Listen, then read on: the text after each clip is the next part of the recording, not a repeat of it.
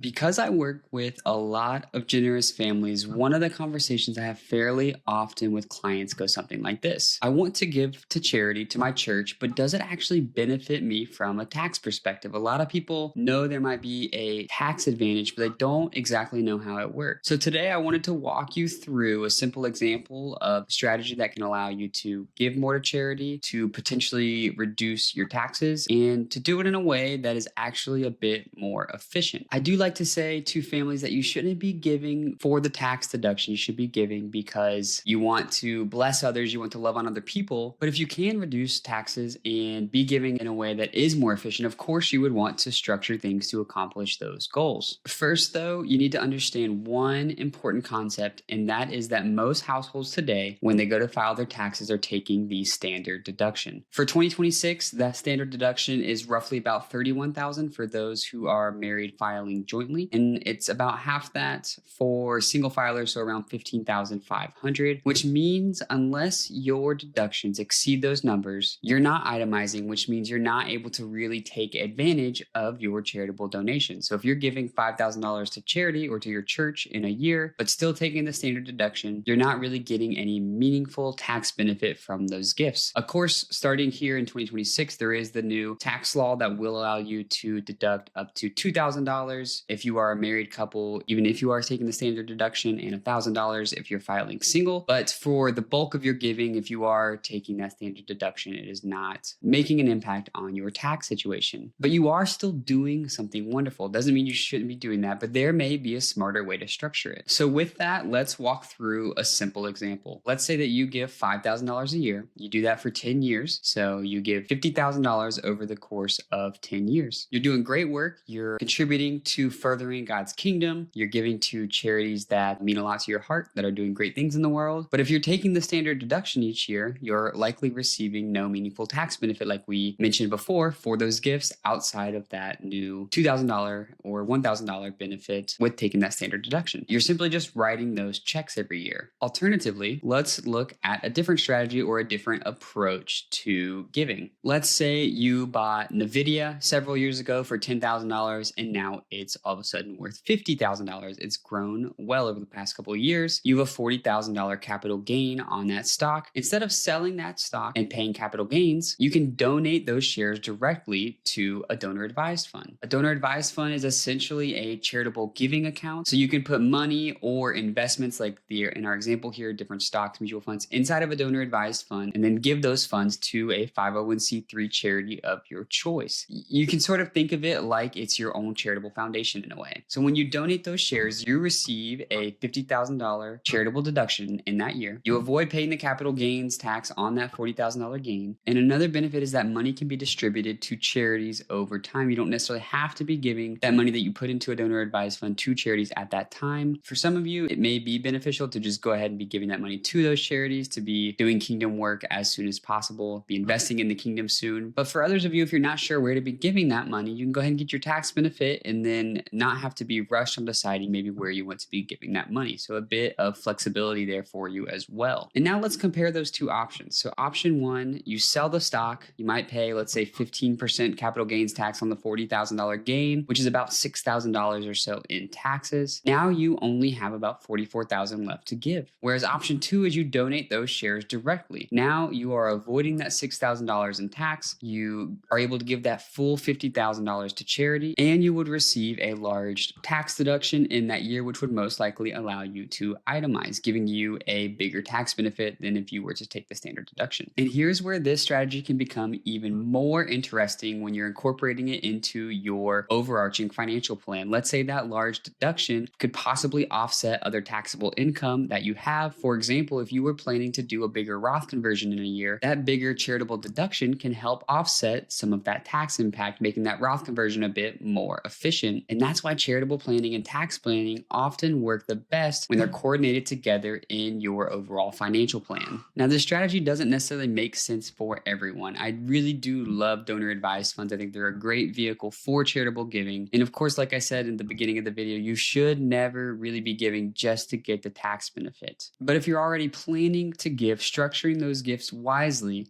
can reduce your taxes. It can actually increase the amount that you're going to be giving to charity because you're giving a bit more efficiently. And with that, it's increasing the impact that you are able to make in others' lives and increasing the impact that you're able to make for the kingdom. So good planning allows you to actually be more generous and wise at the same time. And that really is the goal with your giving. Good planning allows you to be generous and wise at the same time, allowing your resources to be stretched farther to make a greater impact. And that is really the goal with your life, with your financial planning, with the resources that God has given to you. You're wanting to utilize those resources as best you can to honor God, to bless others. So donor advised funds is a great strategy to help you possibly be able to do that. If you want to further talk through if that strategy could make sense for you, be happy to visit. You can click the link below in the bio to set up a time to visit with myself, talk through your charitable giving strategy. And if you found this video helpful, make sure to like and subscribe for more retirement planning tips coming from a biblical perspective. And hope you have a great rest of your week. See you in the next video.